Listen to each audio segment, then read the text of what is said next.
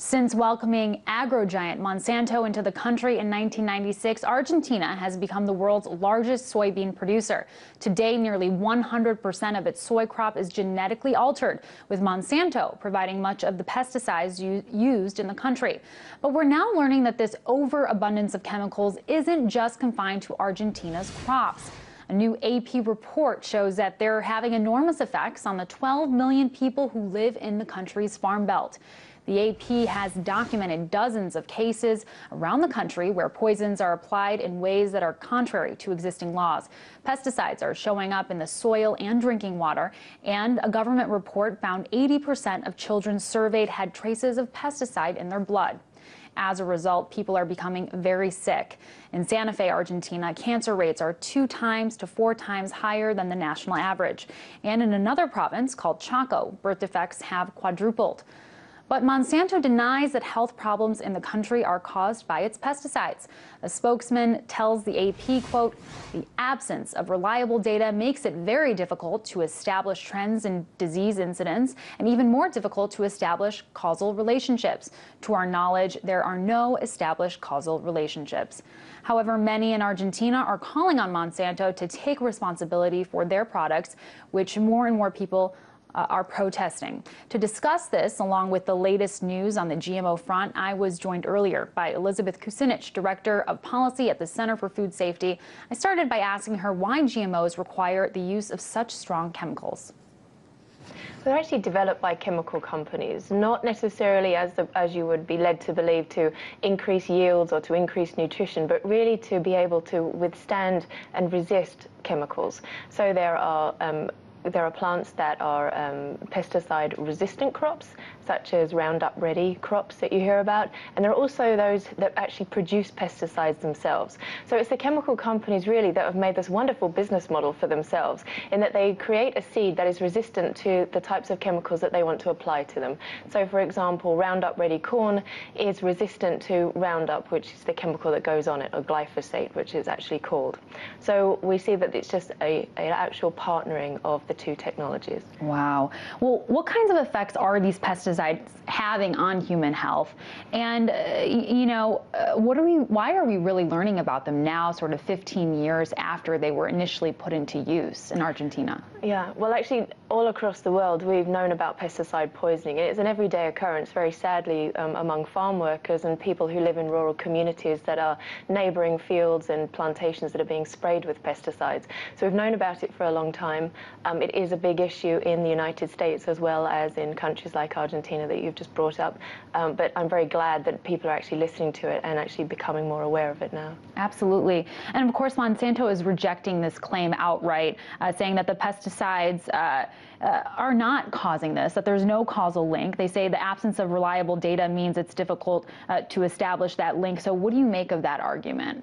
We need more data. I mean, there clearly is an issue with data collection on so many different levels. And when we look at the United States, regulation is that many of the companies just have to submit their own data. There isn't independent data called for, no legal requirement for it. So we need to make sure that this is something that we really push for as a community of people that are very concerned about environmental health and also obviously public health. But interestingly, regardless of that, in May of this year, the U.S. Environmental Protection Agency actually raised the amount of chemical residue that's going to be allowed in food.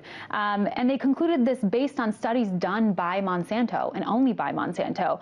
Do you find it concerning at all that the U.S. is really, making regulation and making these guidelines based off of? Well, it's the fox guarding the hen house. It's the person with financial incentives that's actually saying whether something is safe or not safe. That's not what regulation is all about, and we need to make sure that FDA really stands up and that we actually have regulations with teeth in them to make sure that public health, environmental health are protected.